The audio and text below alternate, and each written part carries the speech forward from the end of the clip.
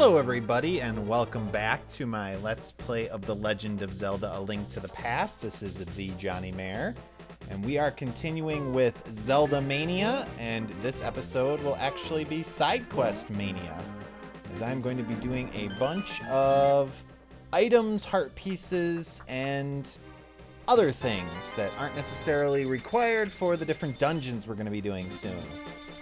And as you saw, my first thing to get was 300 rupees, giving me a demonic amount.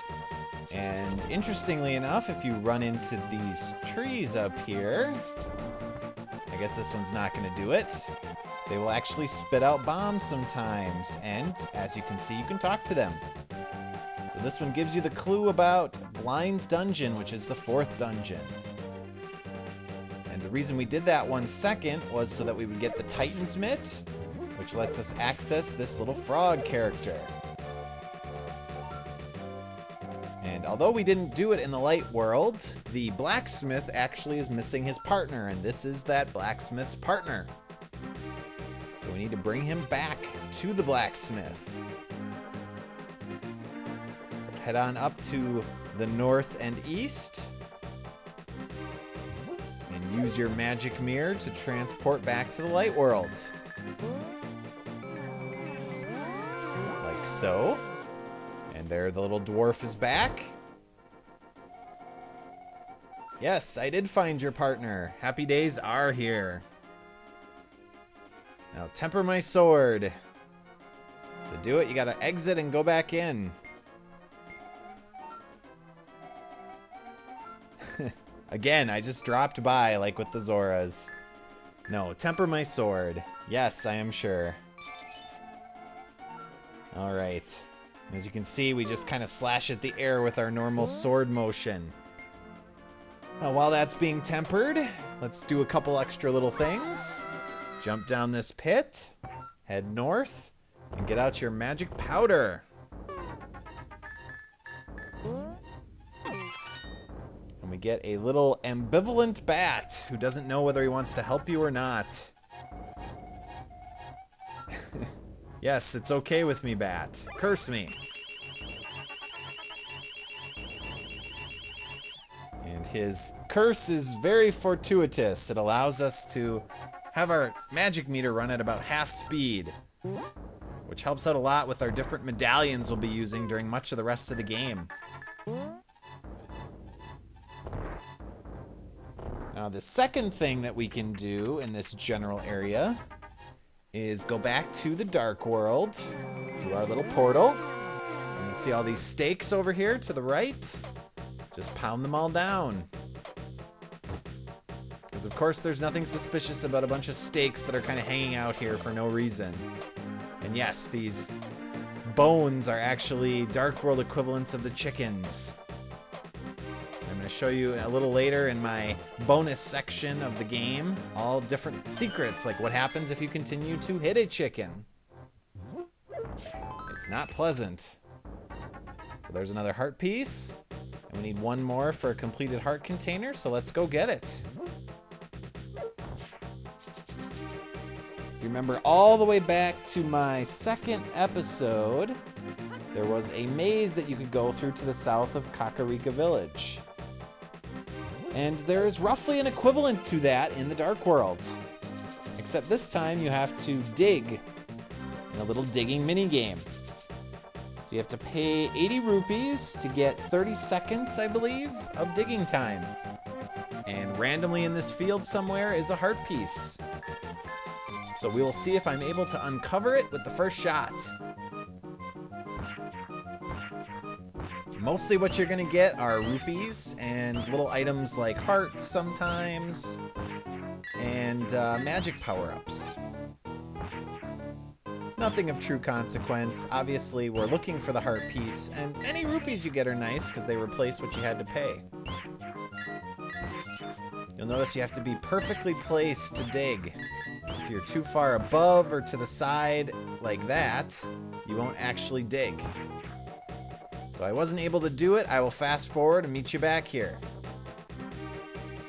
Took about 5 more times to actually find the heart piece. So not too bad. There have been times where I've had to do that for 10 to 15 minutes. Or even 10 to 15 times, taking much longer than 10 to 15 minutes because you have to actually go off the screen and come back to reset it. So I'm happy with that. That should have been enough time now, and actually you just have to go off the screen and go back to get your sword back, but I like to just get all those out of the way. So let's head back and see if the blacksmiths are finished.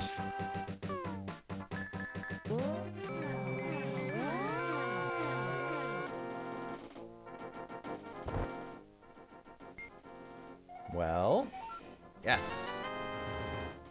Ah, the red blade. Third power sword. Awesome. This makes the game much easier from now on. So the next thing we're gonna go for is the ocarina, or flute as it's called in this game. So there's a man in Kakarika Village in the bar. If you talk to him, he mentions that his son disappeared. And his son was someone who really liked to play the flute. Well, that son is over here in this forest. First, we're gonna get a heart piece though. Head down here and use your magic mirror. And then head in the cave.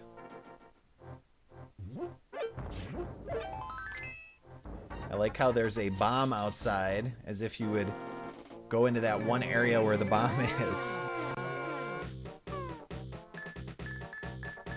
So now we need to head up into the forest and we will meet with the flute boy.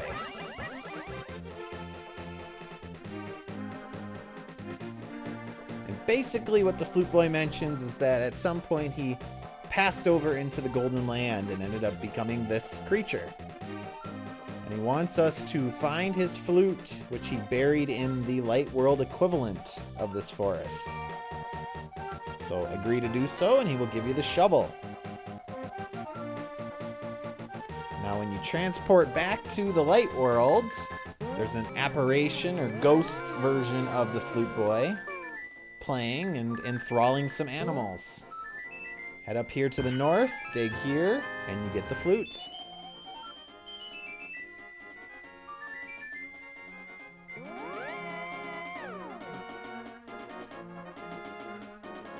And it forces you to actually wait there while he finishes up his little song. So head back and play the flute for the flute boy. He wants to hear it one more time.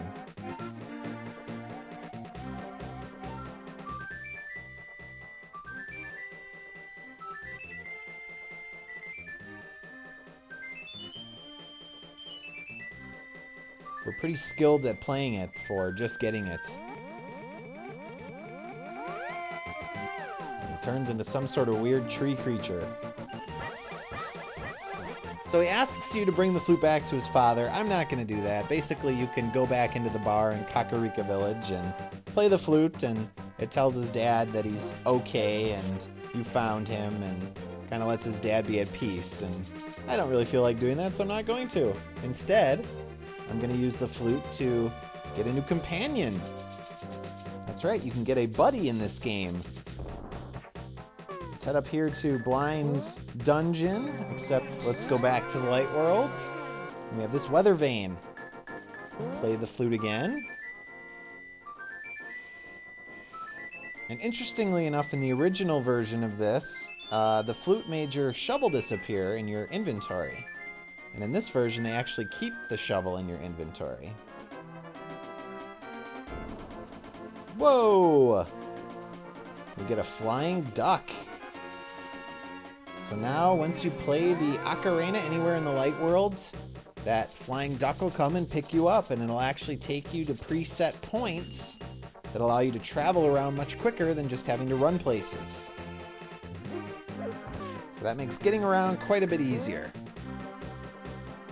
The last thing in this area is this chest, which apparently the key was locked inside. So where might we be able to bring this chest? Any ideas?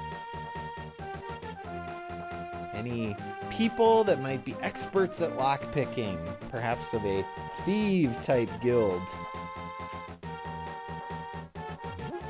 Well, if you thought of it, or you might have known, I guess, we have to go back to that thief that's at the entrance of the desert in the light world. So that's where we're gonna head next. And now that we have the glove, we can actually pick up this rock and come around this mountain, save us some time.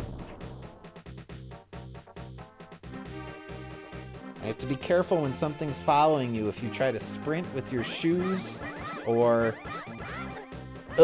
fall off a platform, the item will actually disappear and you'll have to go back and get it where it was.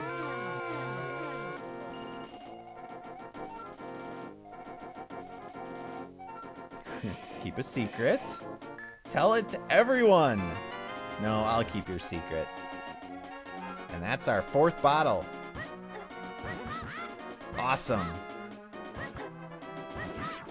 Now I can have my standard supply of 2 potions and 2 fairies. And I'll also show you a great fairy because I don't think I've used one yet. They restore all of your health. And unlike later games, you don't have to sit through a bone-chilling screech when they do so. So that's a bonus. Alright, the last item we're gonna get is the last medallion. Just take care of these guys. You'll notice over here to the left a suspicious little formation. Use your mirror.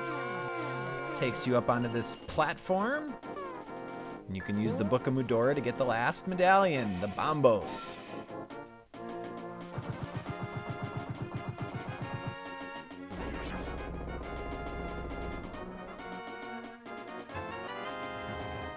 I think it's the coolest looking in terms of the design.